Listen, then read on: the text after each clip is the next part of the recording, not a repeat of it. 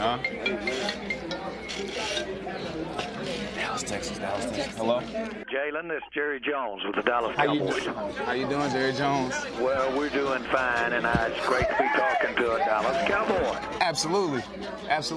Well, listen, we're excited. You got a lot of support around this place, and so we're very excited. You're a hell of a player, but you come into a hell of a place with some great coaches. Yes, sir. Thank you so much. A lot of tears. The longer version, which is on NFL.com, has a lot of emotion there with his family. So cool to see Jaylon Smith see a dream realized when his knee was shredded on New Year's Day. Ray Farmer, Mike Nolan, Rick Neuheisel. Ray, start with you here. There's a lot of risk. The Cowboys think they have a little insight. They know the doctor here, but there's a lot of risk taking a guy that may not play this year. We're pretty sure of that, but some question whether or not he'll ever be the same. How do you make that kind of decision? I think a lot of it is the confidence that you have in the people that are helping you make the decisions. Like you said, the doctors, the scouts, and then everybody has some insight to it.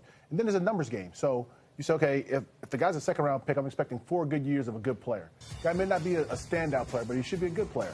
The reality is that you're taking a risk on a guy that's an avatar. This guy's a different animal. He's just different than other people. Like he's got the genes to come back from a lot of different things. The question is it's nerve damage or whatever they've said about his knee, and the question becomes, can he return from that?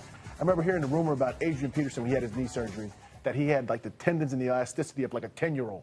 Like he's an avatar. These guys are different, and when you take that kind of risk, sometimes those are the big ones that pay off. So I'm okay with this kind of risk, taking Jaylon in the second. And you're hoping that he has that superhuman ability, like Adrian Peterson, coming back from the knee injury and putting up huge numbers to be the guy, Mike, that we saw in college, because the guy we saw at Notre Dame is worth far more than a second-round pick. Yeah.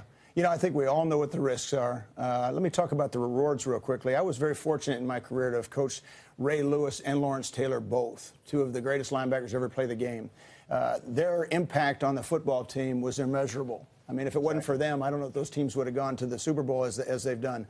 But I can remember on the sidelines where offensive players would come off, and rather than go rest their legs and get their water, they would walk up to the sidelines and watch these guys play who were teammates of theirs, because they were so, they were just so excited to watch those guys play because it energized them and gave them that extra boost throughout the game. And you think Jaylon Smith can be that good?